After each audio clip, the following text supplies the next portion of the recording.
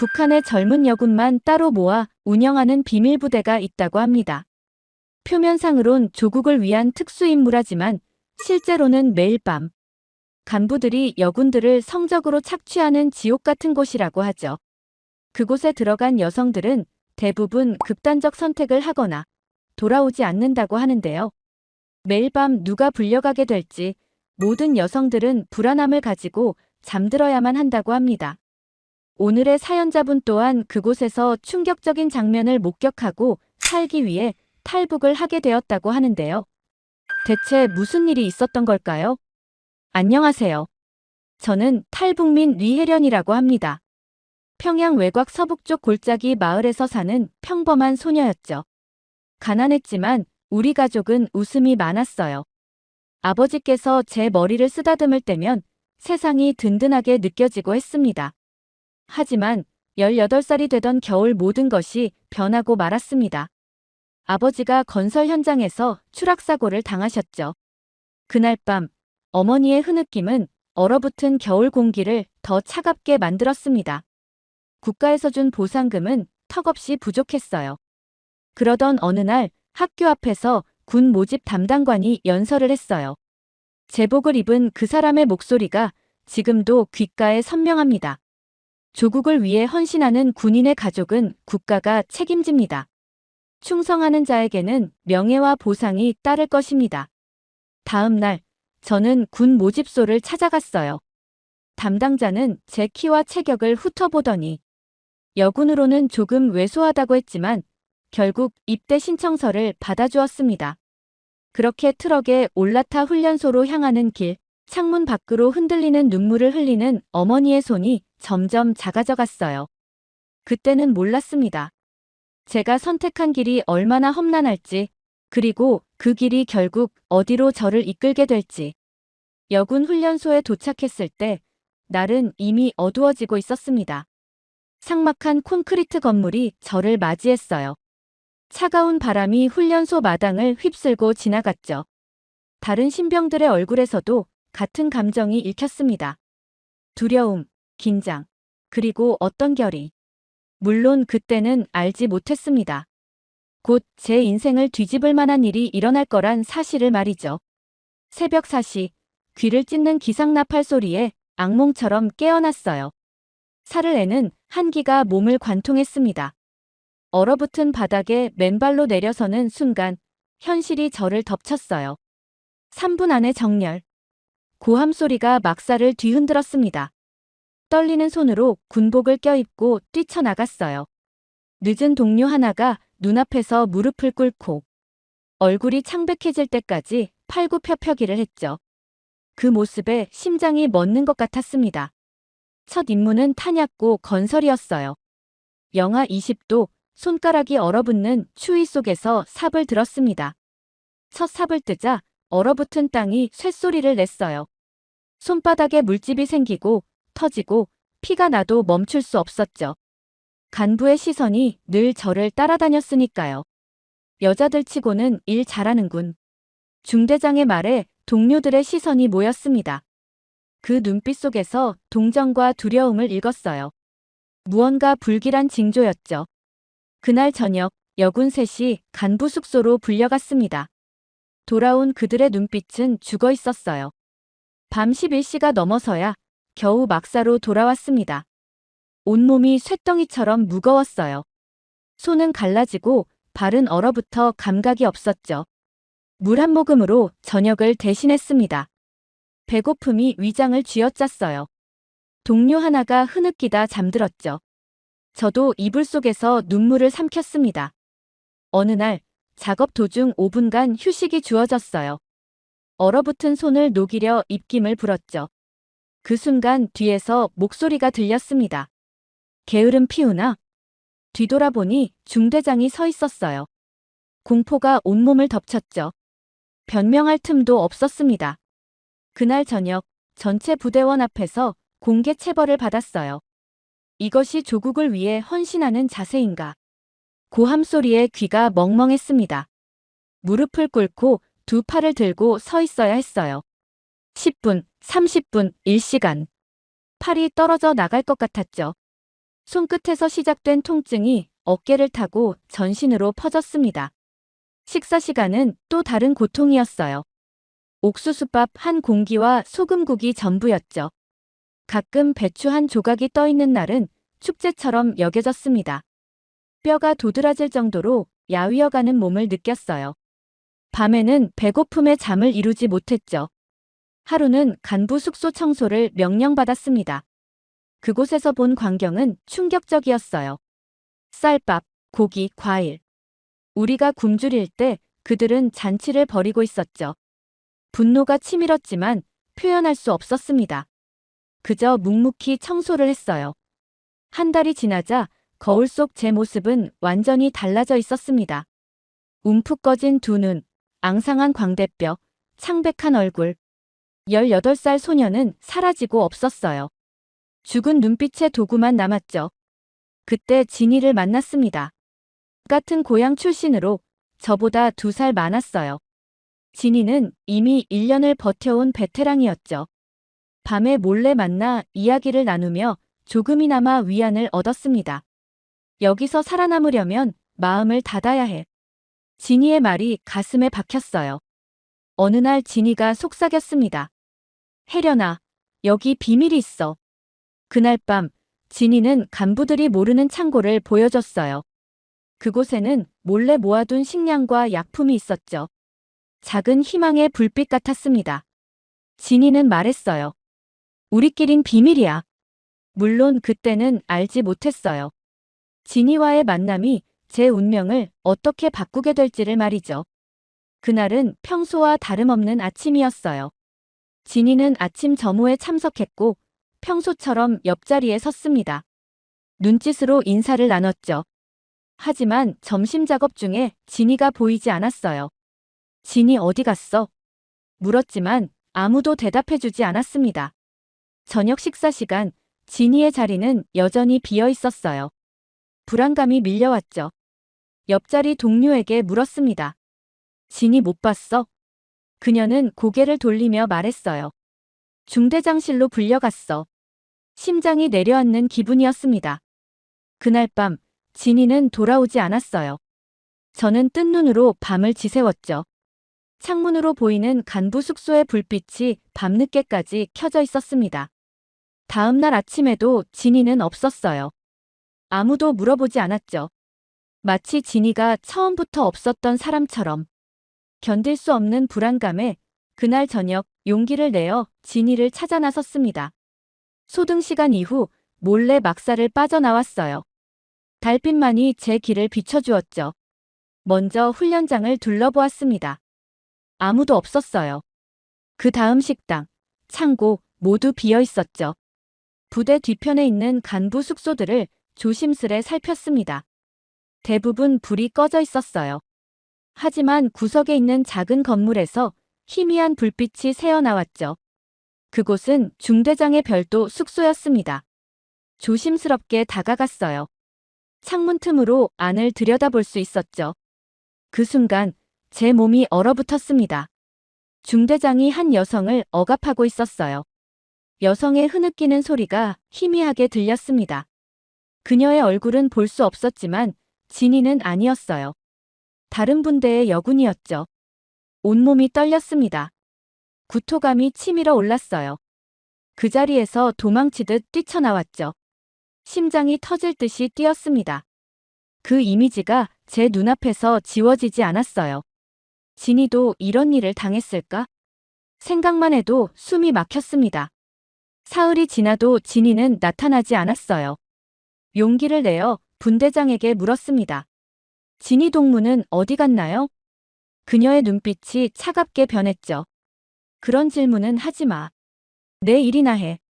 그 순간 무언가 끔찍한 일이 일어났다는 것을 직감했어요. 막사에서는 소문이 돌기 시작했습니다. 간부 집에 끌려갔대.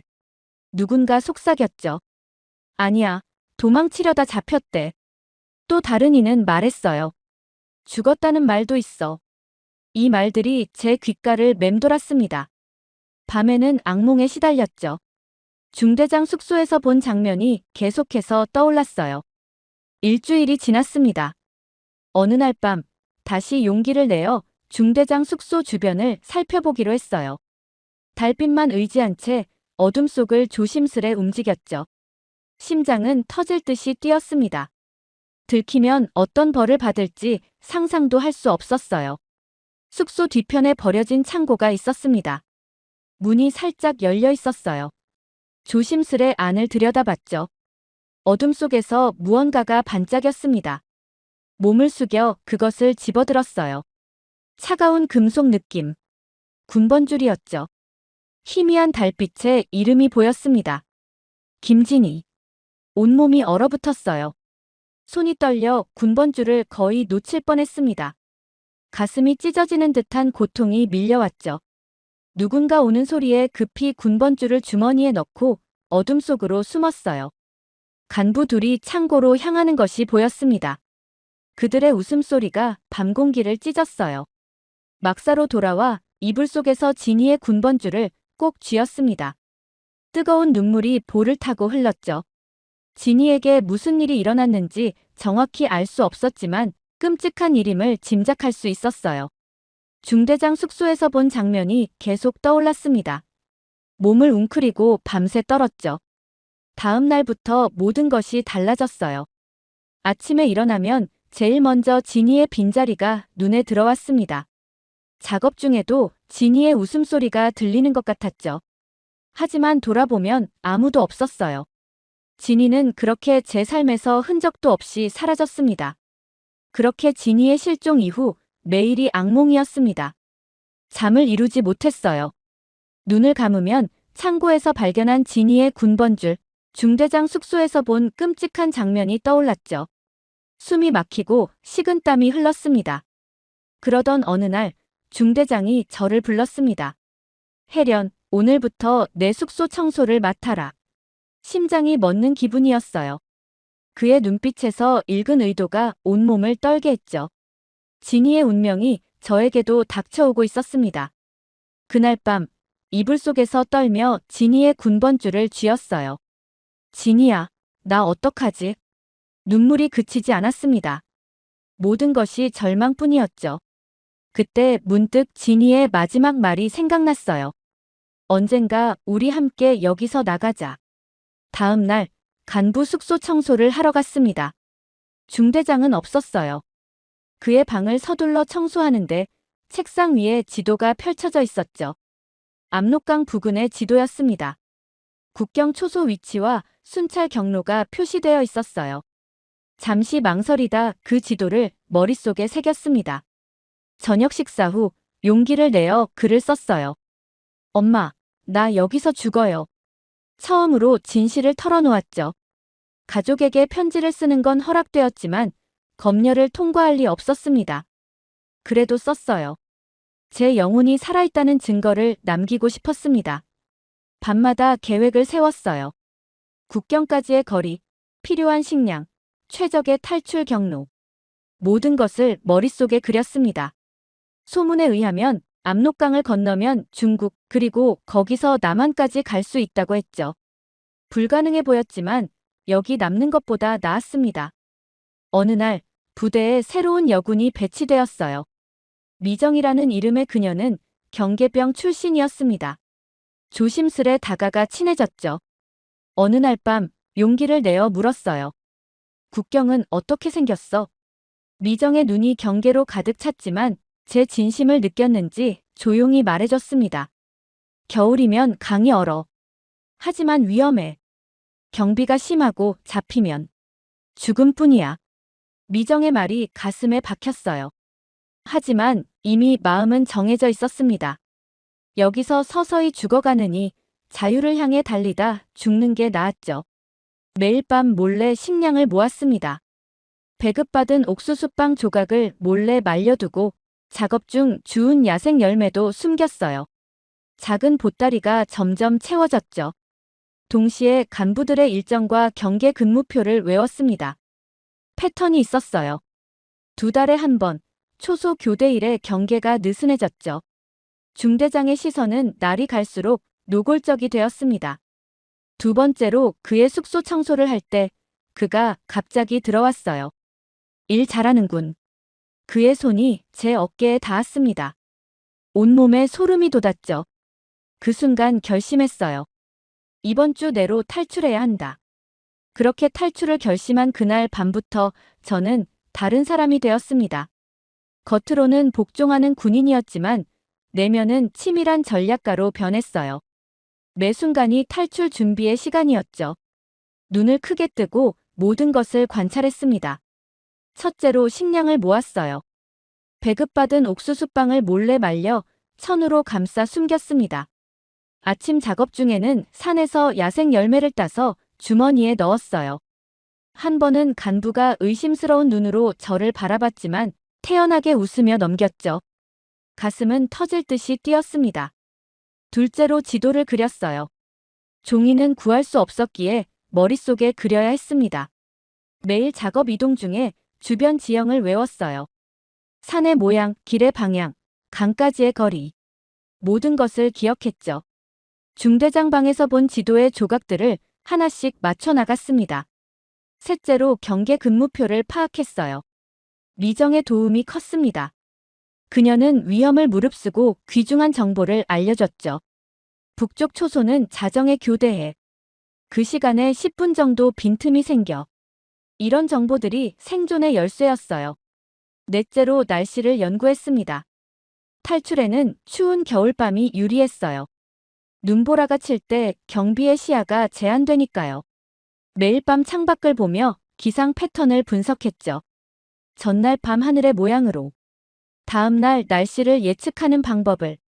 어머니에게 배웠던 것이 도움이 되었습니다. 그리고 마지막으로 비상 계획을 세웠어요. 잡혔을 때 어떻게 행동할지, 다쳤을 때 어떻게 처치할지. 모든 시나리오를 준비했습니다. 미정이 알려준 응급처치법도 머릿속에 새겼어요. 출혈이 심하면 옷을 찢어 단단히 묶어. 준비는 천천히 하지만 착실히 진행되었습니다. 낮에는 평소와 같이 일했어요. 오히려 더 열심히 했죠. 의심을 피하기 위해서였습니다. 중대장의 숙소 청소도 묵묵히 했어요. 그의 시선을 느낄 때마다 속으로 참았습니다. 곧 이 지옥에서 벗어날 거야. 밤이 되면 이불 속에서 몰래 계획을 다듬었어요. 진이의 군번줄을 쥐고 기도했죠. 진이야, 나 곧 자유로워질 거야. 너도 함께 있어줘. 가끔은 두려움에 몸이 떨렸습니다. 잡히면 총살이라는 것을 알았기 때문이에요. 탈출일이 다가올수록 긴장은 높아졌습니다. 열흘 전 중대장이 다시 저를 불렀어요. 다음 주 토요일, 내 집에서 특별 임무가 있다. 그의 말에 온몸이 얼어붙었습니다. 그날은 제가 계획한 탈출일 이틀 전이었어요. 계획을 앞당겨야 했죠. 미정에게 급히 알렸습니다. 계획 변경이야. 이번 목요일 밤이야. 미정의 얼굴이 창백해졌어요. 그날은 경비가 강화되는 날인데. 하지만 선택의 여지가 없었죠. 중대장의 특별 임무를 기다릴 수 없었으니까요. 마지막 이틀은 숨가쁘게 흘러갔습니다. 모든 준비물을 점검했어요. 말린 빵, 물통, 작은 칼, 성냥. 옷 속에 차곡차곡 숨겼죠. 미정은 마지막 조언을 해줬습니다. 강을 건너면 무조건 숲으로 들어가. 마을은 위험해. 탈출 전날 밤, 달빛이 유난히 밝았어요. 창문을 통해 보이는 별들이 자유를 향한 이정표처럼 빛났습니다. 이불 속에서 마지막으로 편지를 썼어요. 어머니, 동생들, 미안해요. 하지만 살아서 돌아갈게요. 꼭 다시 만날 거예요. 드디어 탈출 당일, 심장은 하루 종일 미친 듯이 뛰었습니다.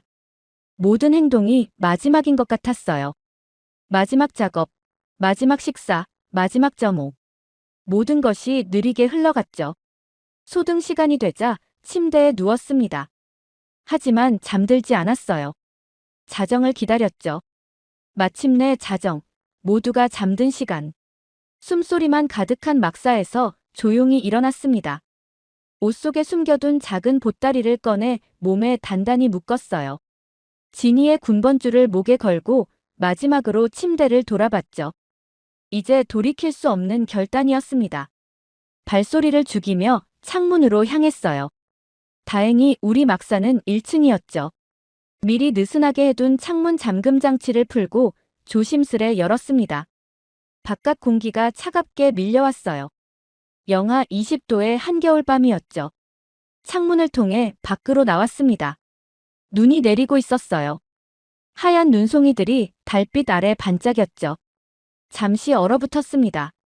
너무 밝았어요. 하지만 곧 눈보라가 강해졌고 시야는 흐려졌죠. 다행이었습니다. 눈보라는 저를 숨겨줄 것이니까요. 미정이 알려준 경로대로 움직였어요. 막사 뒤편으로 돌아 울타리 그림자에 숨어 이동했죠. 심장은 터질 듯이 뛰었습니다. 한 번의 실수가 목숨을 앗아갈 수 있었으니까요. 첫 번째 위기는 초소 앞이었습니다. 경비병이 담배를 피우며 서 있었어요. 눈보라 속에서도 담배 불빛이 선명했죠. 숨을 죽이고 기다렸습니다. 미정의 말이 떠올랐어요. 자정에서 12시 10분 사이 교대를 위해 잠시 자리를 비워. 시계는 없었지만 본능적으로 기다렸죠. 드디어 경비병이 움직였습니다.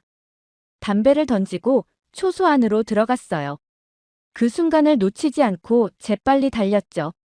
눈보라가 발자국을 지워주길 기도하며 전력으로 뛰었습니다. 숲에 도착했어요. 나뭇가지가 얼굴을 핥히었지만 멈출 수 없었죠. 미정이 그려준 지도를 떠올리며 북쪽으로 향했습니다. 3시간 정도 걸으면 압록강이 나와. 그녀의 말이 귓가에 맴돌았어요. 2시간쯤 걸었을까? 갑자기 소리가 들렸습니다. 깨 짖는 소리였어요. 심장이 얼어붙었죠. 뒤를 돌아보니 멀리서 불빛이 보였습니다. 저를 찾는 수색대였어요. 공포에 질려 달리기 시작했죠. 나뭇가지에 걸려 넘어지고 일어나고 또 넘어졌습니다. 드디어 강가에 도착했어요. 압록강이 눈앞에 펼쳐졌죠. 얼어붙은 강물 위로 차가운 달빛이 비쳤습니다. 뒤에서는 개 짖는 소리가 점점 가까워졌어요. 망설일 시간이 없었죠. 강 위로 발을 디뎠습니다. 얼음이 깨질까 두려웠지만 더 두려운 건 잡히는 것이었어요. 조심스레 한 발 한 발 내디뎠죠. 얼음 위에서 미끄러져 넘어졌습니다. 무릎이 깨져 피가 났어요. 하지만 통증조차 느낄 수 없었죠. 오직 생존 본능만이 저를 이끌었습니다. 강 한가운데 얼음이 갈라지는 소리가 들렸어요. 공포에 질려 바라봤죠. 발밑의 얼음에 금이 가고 있었습니다. 본능적으로 엎드려 기어갔어요. 온몸이 얼음장 같은 물에 젖었죠. 추위가 뼈에 사무쳤습니다. 건너편이 보였어요. 중국 땅. 자유가 눈앞에 있었죠. 마지막 힘을 짜내 기어갔습니다. 손가락은 이미 감각이 없었어요. 얼어붙은 옷은 돌덩이처럼 무거웠죠. 총성이 울렸지만 멈출 수 없었습니다. 살아있다는 건 이렇게 무거운 거였어요. 중국 땅을 밟는 순간 모든 것이 비현실적으로 느껴졌어요. 숨을 헐떡이며 뒤를 돌아봤죠. 북한 군인들이 강 건너편에서 서성이고 있었습니다. 그들은 더 이상 쏘지 않았어요. 살았다는 실감이 나지 않았죠. 그저 기계적으로 움직였습니다. 중국에서의 날들은 또 다른 도피의 연속이었어요. 탈북자를 찾는 북한 공작원들과 중국 경찰을 피해 숨어 지내야 했죠. 친절한 조선족 할머니의 도움으로 며칠간 몸을 숨겼습니다. 남쪽으로 가야 해.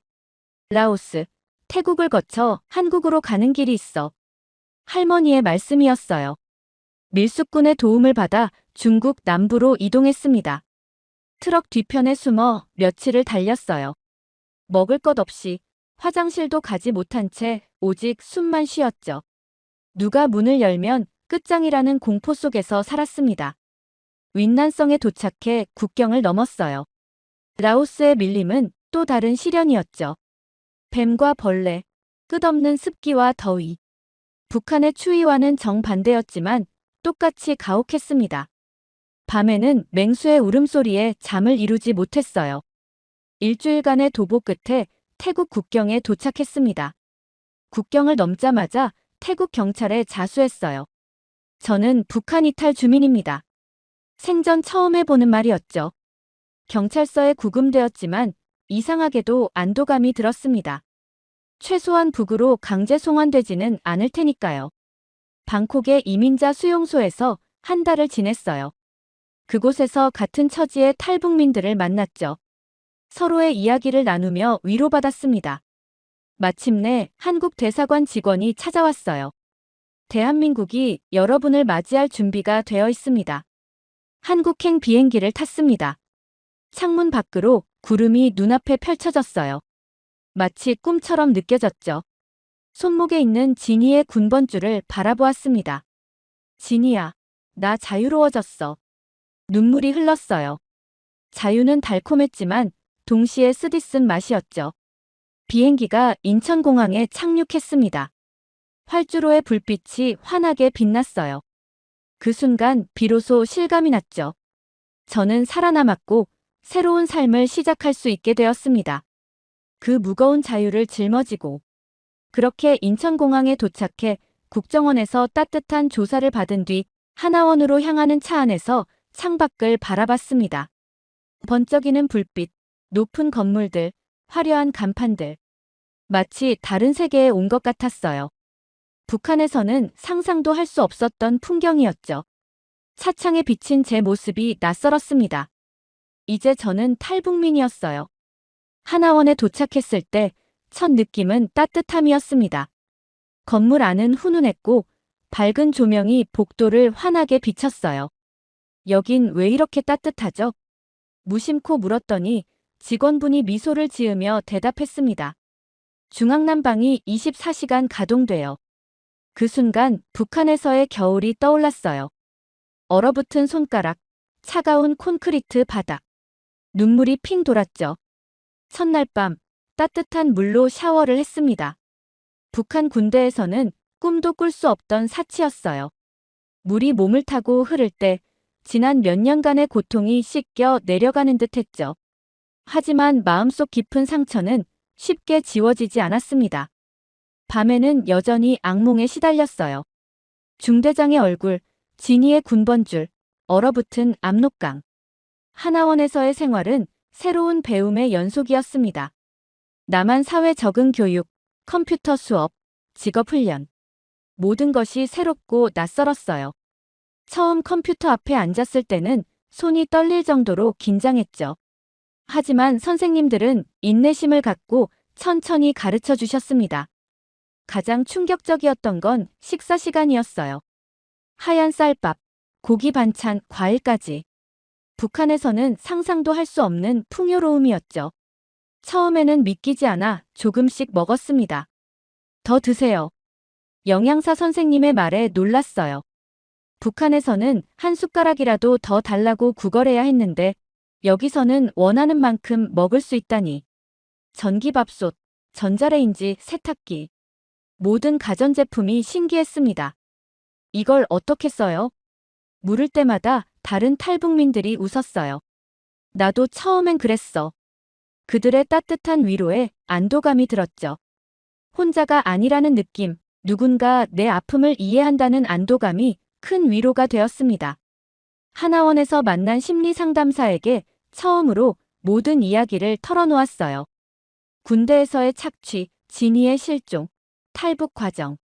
말할수록 숨이 막혔지만 조금씩 마음의 짐이 가벼워지는 기분이었죠. 괜찮아요. 이제 안전해요. 상담사의 말에 오랜만에 마음 깊은 곳에서 안도감이 느껴졌습니다. 어느 날 핸드폰을 받았어요. 작은 기계 속에 세상이 들어있다는 게 신기했죠. 인터넷으로 북한 소식을 찾아봤습니다. 고향 마을, 가족들 생각에 가슴이 아팠어요. 브로커를 통해 북에 있는 어머니와 연락이 닿았을 때는 울음을 참을 수 없었습니다. 엄마, 저 살아있어요. 떨리는 목소리로 겨우 말했죠.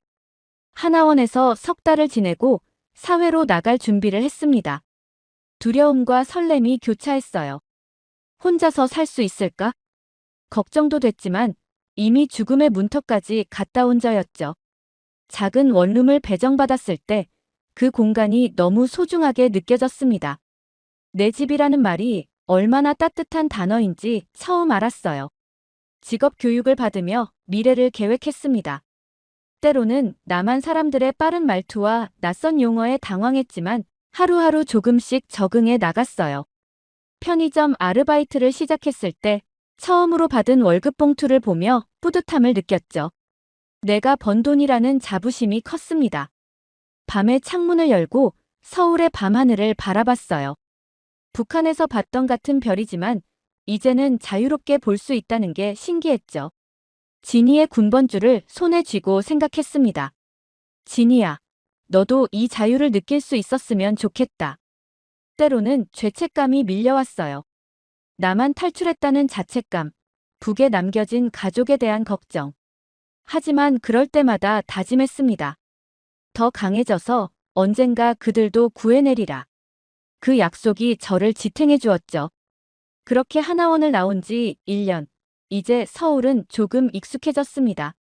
작은 공장에서 일하며 생활을 꾸려가고 있어요. 처음으로 받은 월급으로 핸드폰을 샀죠. 동료들은 당연하게 여기는 것들이 저에겐 모두 기적 같았습니다. 어느 날 핸드폰으로 엄마와 영상통화를 하는 꿈을 꿨어요. 엄마의 얼굴을 보고 동생들과 이야기하는 꿈이었죠. 눈물로 번쩍 깨어났습니다. 아직은 불가능한 일이지만 언젠가는 현실이 될 거라고 믿어요. 가끔 길을 걷다 군복 입은 사람을 보면 온몸이 굳어버립니다. 과거의 기억이 번쩍 되살아나죠. 하지만 그런 순간들이 점점 줄어들고 있어요.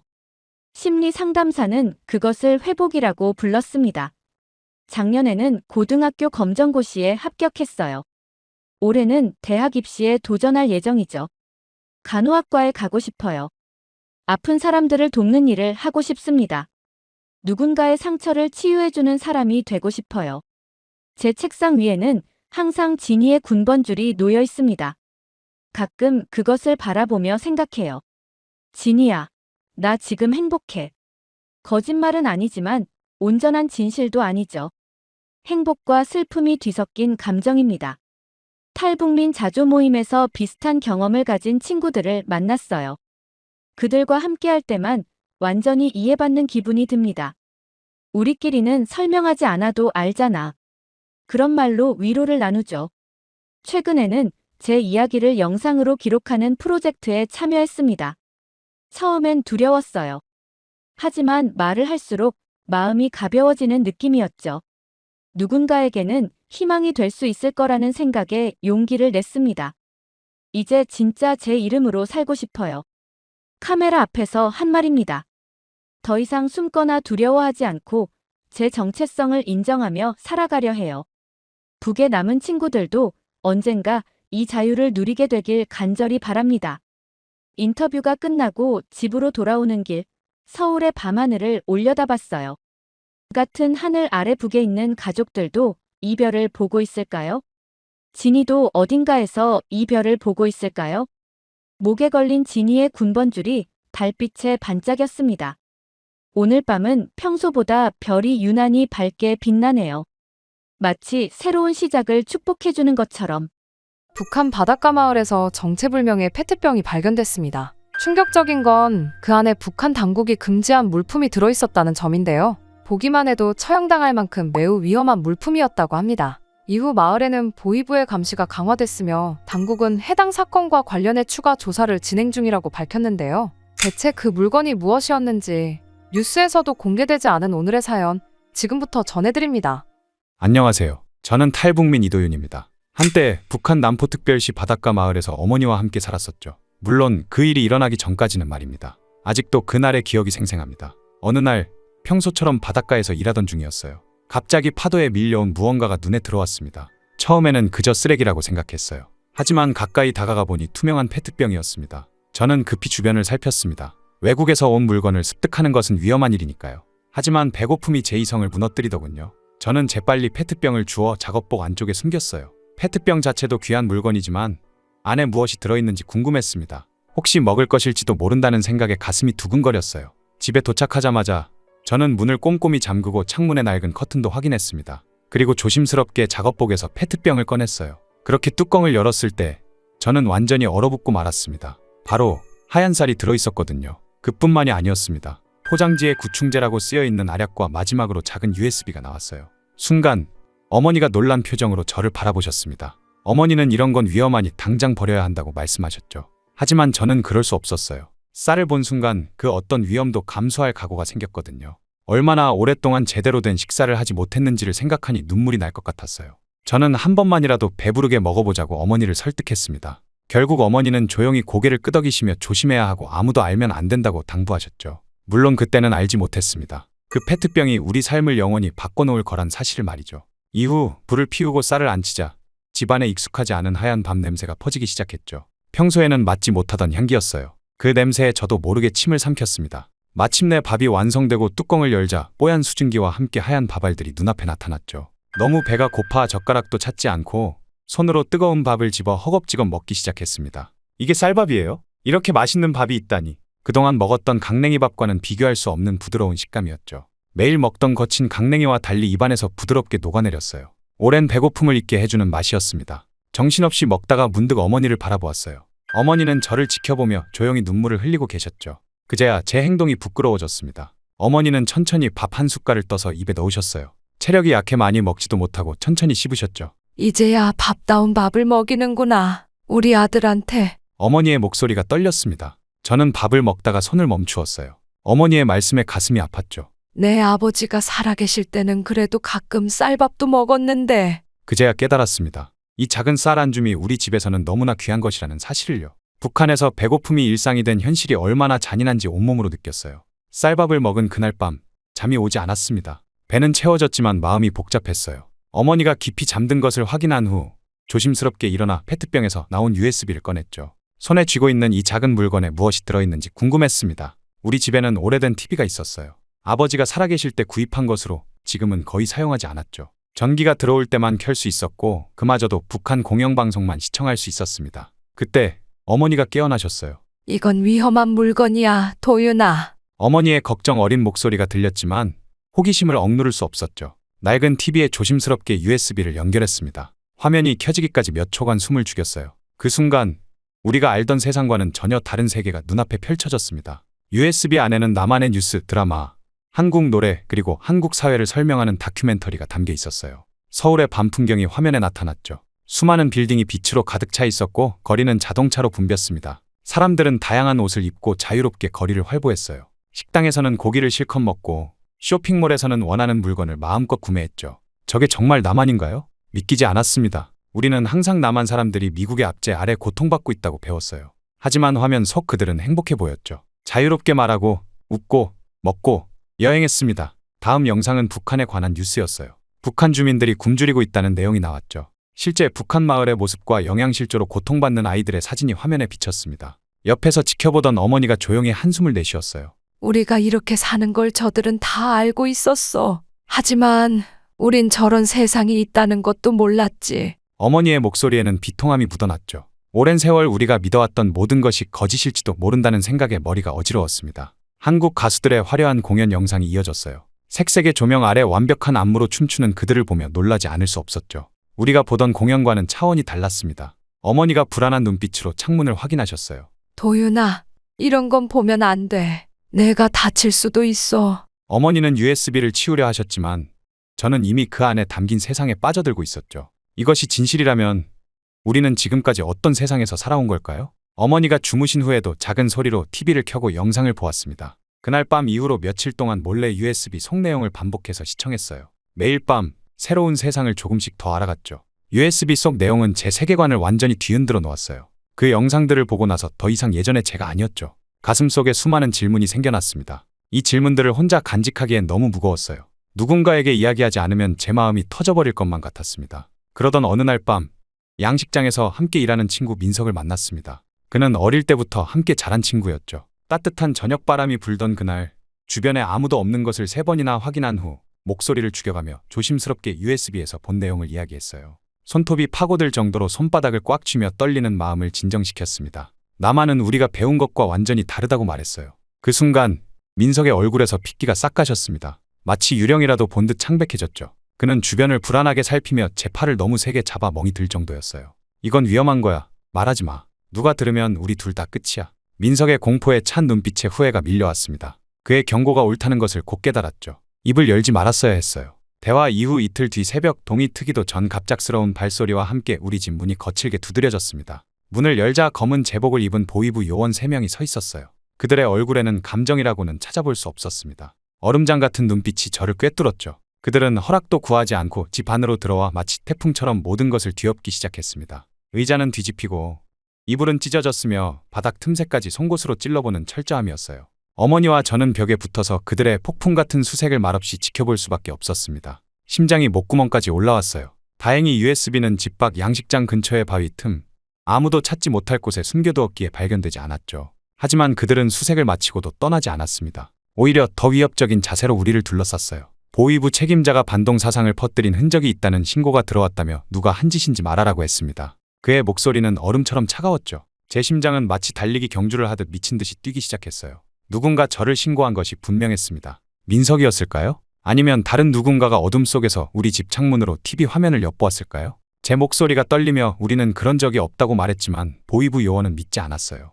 이웃이 우리 집에서 외국 영상을 보는 것을 목격했다고 했다는 말에 저는 공포에 사로잡혔죠. 제가 했습니다. 어머니의 목소리는 떨리지 않았어요. 단호했죠. 저는 충격에 몸이 굳었습니다. 어머니, 아니에요. 그게 아니라. 어머니는 제 말을 가로막으며 단호하게 고개를 끄덕였죠. 그리고 제 손을 꼭 붙잡으셨어요. 어머니의 손은 얼음장처럼 차가웠지만 그 힘은 놀라울 정도로 강했습니다. 마치 모든 생명력을 그 순간에 쏟아붓는 것 같았어요. 떨리는 입술로 제 귀에 작은 목소리로 속삭이셨죠. 말하지 마, 도윤아. 내가 살아야 해. 그 순간 제 영혼이 찢어지는 것 같았습니다. 눈물이 제 눈에 차올랐지만 흘릴 수조차 없었어요. 어머니의 손이 떨리는 것을 느꼈지만 그 눈빛은 제가 본 어떤 것보다도 확고했죠. 마치 모든 어머니의 사랑이 그 순간에 집약된 듯했어요. 제 아들을 지키기 위해 자신을 희생하는 어머니의 결단이었습니다. 보위부 요원들이 거칠게 어머니의 양팔을 붙잡았어요. 나무 토막을 다루듯 무자비하게 뒤로 꺾었죠. 어머니의 얼굴이 고통으로 일그러졌지만 소리 한 번 내지 않으셨어요. 반동사상 유포 혐의로 체포한다는 차가운 선고와 함께 어머니를 끌고 나갔습니다. 어머니는 마지막으로 저를 바라보며 희미하게 미소 지으셨어요. 그 미소에 담긴 사랑과 이별의 의미를 그때는 미처 깨닫지 못했습니다. 저는 절망 속에서 어머니가 끌려가는 모습을 지켜볼 수밖에 없었습니다. 몸은 움직이지 않았고 목소리는 나오지 않았어요. 단 한 발자국도 내딛지 못한 채 제 삶의 전부였던 어머니가 저 멀리 사라져가는 것을 바라만 보았죠. 문이 닫히는 소리가 마치 천둥처럼 울렸어요. 집안에는 무거운 침묵만이 남았습니다. 바닥에 주저앉아 한참을 울었어요. 어머니의 체온이 남아있던 손바닥을 꽉 쥐고 마치 그 온기가 사라지면 어머니도 영원히 사라질 것만 같았죠. 그 순간 제 인생에서 가장 소중한 사람을 잃었다는 현실이 거대한 파도처럼 저를 덮쳤습니다. 숨이 막힐 것 같았어요. 어머니가 끌려간 후 집은 무덤처럼 조용했어요. 텅 빈 방을 바라보며 밤을 지새우고 낮에는 기계처럼 일을 했습니다. 어딘가 어머니가 살아계시다는 희미한 희망만으로 하루하루를 버텼죠. 그러나 그 희망조차 곧 산산이 부서져 버렸습니다. 어머니가 끌려간 지 며칠 후 마을 관리소에서 통보를 받았어요. 딱딱한 목소리로 전달된 말은 너무나 잔인했습니다. 강영희 동무는 조사 중 사망했다는 짧은 선고였죠. 그 말을 듣는 순간 세상이 멈춘 것 같았어요. 숨을 쉬어도 공기가 폐로 들어오지 않는 느낌이었죠. 제 몸은 그 자리에 서 있었지만 영혼은 바닥으로 추락하고 있었습니다. 떨리는 목소리로 시신을 볼 수 있는지 물었지만 관리소장의 표정은 얼음장같이 차가웠어요. 시신은 돌려받을 수 없고 이유도 묻지 말라는 냉정한 대답뿐이었습니다. 그저 가서 일이나 하라는 말만 남겼죠. 어머니의 마지막 모습조차 볼 수 없다는 사실이 저를 더욱 무너뜨렸습니다. 어머니는 그렇게 제 삶에서 완전히 사라졌어요. 장례도 무덤도 없이 말입니다. 집으로 돌아온 저는 바닥에 무릎을 꿇고 울었어요. 눈물이 메마를 때까지, 목이 쉴 때까지 울었죠. 어머니가 계시던 방으로 들어가 그분의 물건들을 만지며 기억을 더듬었습니다. 낡은 옷장 속에서 어머니의 옷을 꺼내보니 희미한 체온이 남아있는 것 같았어요. 그때 옷가지 사이에서 작은 수첩 하나가 발견되었습니다. 어머니가 몰래 숨겨두신 것이었죠. 펼쳐보니 어머니의 글씨체로 적힌 메시지가 눈에 들어왔어요. 도윤아, 내 삶을 살 거라. 라는 간단한 문장이었지만 그 속에 담긴 의미는 깊었습니다.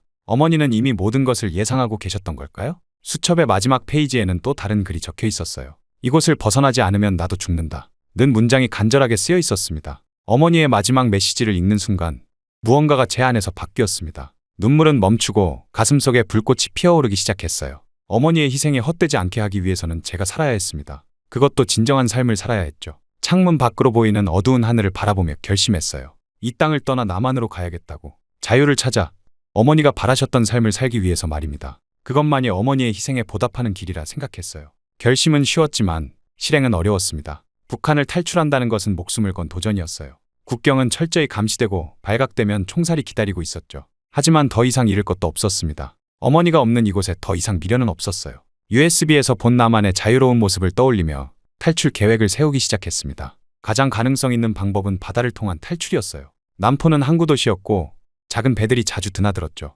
어떻게든 그 배에 몰래 타야 했습니다. 어머니의 수첩을 가슴에 품고 탈출을 위한 준비를 시작했어요. 그날 밤 어머니의 영혼이 저를 지켜보고 계신다고 믿으며 굳은 결심을 다졌습니다. 어머니의 희생을 헛되게 하지 않기 위해 꼭 살아서 자유를 찾아야겠다고 마음먹었어요. 탈출을 결심한 후 실행에 옮기기까지 많은 준비가 필요했어요. 남포는 항구 도시였기에 바다를 통한 탈출이 가능했지만 혼자서는 불가능한 일이었죠. 며칠간 항구 주변을 살피며 정보를 모았습니다.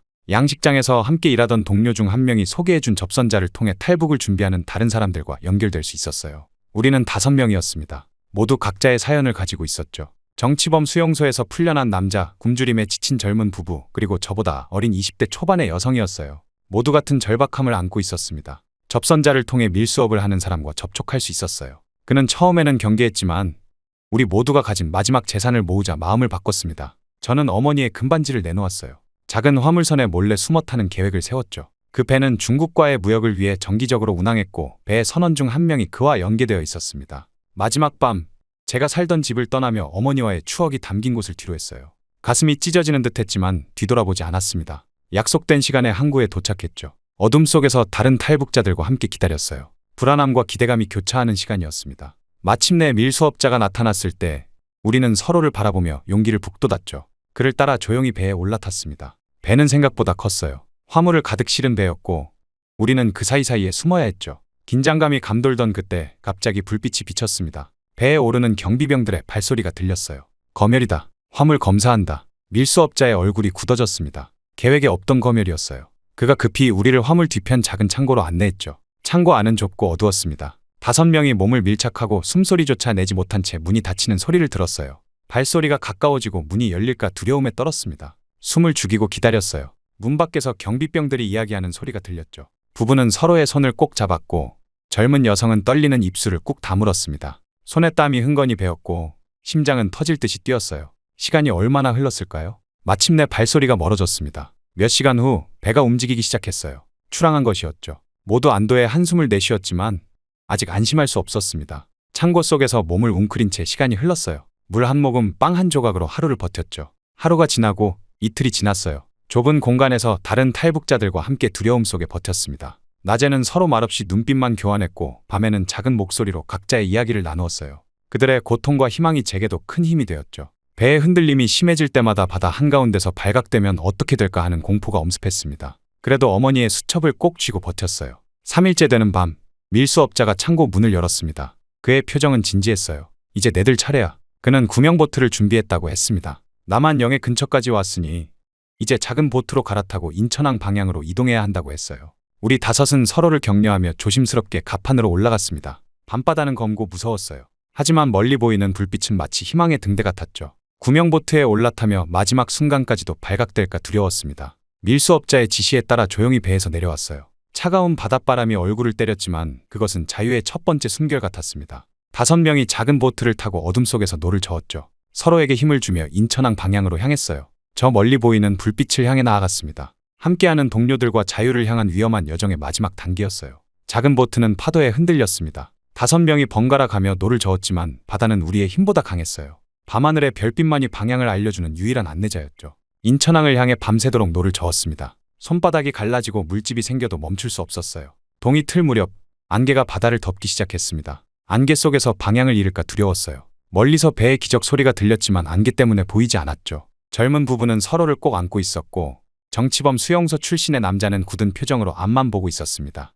어린 여성은 추위에 떨고 있었어요. 곧 도착할 거예요. 조금만 더 참아요. 서로를 격려하며 앞으로 나아갔습니다. 몇 시간이 더 흘렀을까요? 안개가 조금씩 걷히기 시작했어요. 그때 멀리서 큰 배가 보였습니다. 혹시 북한 경비정이 아닐까 하는 두려움에 모두 숨을 죽였어요. 배가 점점 가까워지자 한국어로 된 글자가 보였습니다. 대한민국 해양경찰대. 희망의 빛이 우리 모두의 눈에 번쩍였어요. 젊은 부부는 기쁨의 눈물을 흘렸고 우리 모두 손을 흔들며 소리쳤습니다. 우리는 북한에서 온 사람들입니다. 도와주세요. 해경배에서도 우리를 발견했는지 방향을 바꿔 다가왔어요. 확성기를 통해 들려오는 목소리는 마치 천국의 소리 같았습니다. 움직이지 말고 그대로 계세요.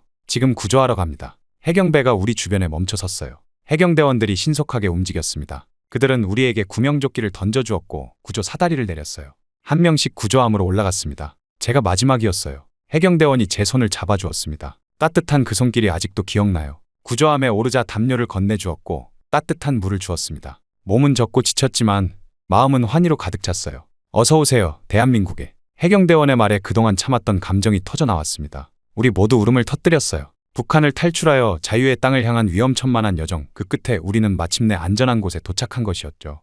해경배는 빠르게 인천항으로 향했습니다. 창문 너머로 보이는 한국의 모습은 USB에서 보았던 것보다 훨씬 더 밝고 화려했어요. 높은 빌딩들, 화려한 불빛들, 그리고 자유로운 공기.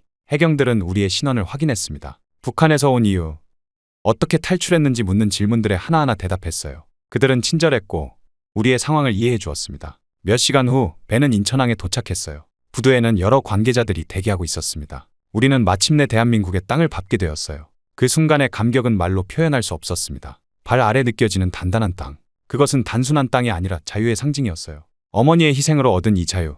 이제부터 시작될 새로운 삶. 저는 하늘을 바라보았습니다. 어머니가 그곳에서 저를 지켜보고 계시다고 믿었어요. 어머니, 저 도착했어요. 이제 자유롭게 살게요. 대한민국 땅을 밟은 후 저는 다른 탈북자들과 함께 국가정보원 합동신문센터로 이송되었습니다. 그곳에서 약 한 달간 조사를 받았어요. 탈북 동기와 경로, 북한에서의 활동, 가족 관계 등을 상세히 물었죠. 처음에는 두려웠지만 담당 조사관들이 생각보다 친절했습니다. 그들은 저희를 적으로 대하지 않고 새로운 시민으로 맞이하는 태도였어요. 조사가 끝난 후 하나원이라는 정착 지원 시설에 입소했습니다. 그곳에서 3개월 동안 한국 사회 적응 교육을 받았어요. 나만의 법과 제도, 생활 방식, 경제 활동에 대해 배웠죠. 북한에서의 삶과는 너무도 달랐습니다. 처음에는 모든 것이 낯설고 어려웠어요. 컴퓨터 사용법부터 지하철 타는 법까지 배워야 할 것들이 산더미처럼 쌓여 있었습니다. 하지만 함께 탈북한 동료들과 서로 의지하며 하루하루를 버텼어요. 하나원을 퇴소한 후에는 정착 지원금과 주거 지원을 받아 작은 원룸에서 새 삶을 시작했죠. 탈북 후 1년이 지났을 무렵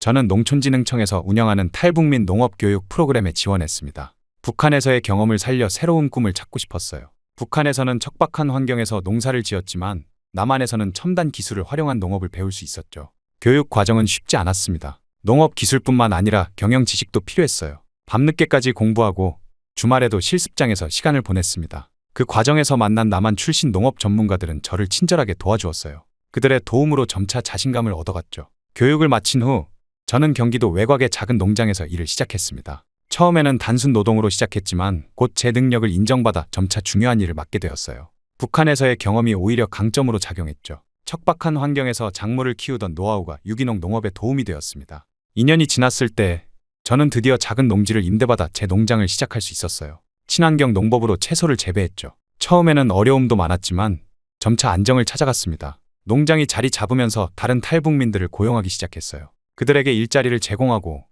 정착을 돕는 일이 보람찼습니다. 시간이 흐르면서 저는 탈북민 농업인 협회를 창립했어요. 북한에서의 농업 경험과 남한의 기술을 접목한 농법을 발전시켰죠. 북한의 토양과 기후에 적합한 작물 연구도 진행했습니다. 언젠가 통일이 되면 북한 지역의 농업 발전에 도움이 되길 바라는 마음이었어요. 농장 한편에는 작은 정원을 만들었습니다. 그곳에 어머니를 위한 추모 공간을 마련했어요. 어머니가 좋아하셨던 꽃들을 심고 매일 아침 그곳에서 하루를 시작했죠. 어머니의 희생이 없었다면 지금의 제가 없었을 테니까요. 어머니, 이제 제가 어머니의 꿈을 이어갑니다. 지켜봐 주세요. 매일 밤 잠들기 전 창밖의 별을 바라보며 어머니께 이야기를 했습니다. 자유롭게 농사를 짓고 배고픔 없이 살아가는 이 삶. 어머니가 그토록 바라셨던 삶이었어요. 어머니의 희생으로 얻은 이 자유를 소중히 여기며 살아가고 있습니다. 때로는 북한에 남겨둔 기억들이 악몽처럼 찾아오기도 합니다. 어머니가 끌려가는 모습, 보위부의 수색, 배에서의 불안한 날들. 하지만 그 고통스러운 기억조차 제가 누구인지, 어디서 왔는지 잊지 않게 해주는 소중한 일부가 되었어요. 이제 저는 제 이야기를 다른 사람들과 나누기 시작했습니다. 학교와 단체에서 북한의 실상과 탈북 과정, 그리고 정착 경험을 이야기해요. 누군가에게는 희망이 되고 누군가에게는 인식의 변화를 가져오길 바라면서요. 자유를 향한 여정은 끝나지 않았습니다. 이제 새로운 여정이 시작되었어요. 어머니의 희생을 기억하며 자유의 가치를 소중히 여기며 더 나은 미래를 향해 한 걸음씩 나아가고 있습니다.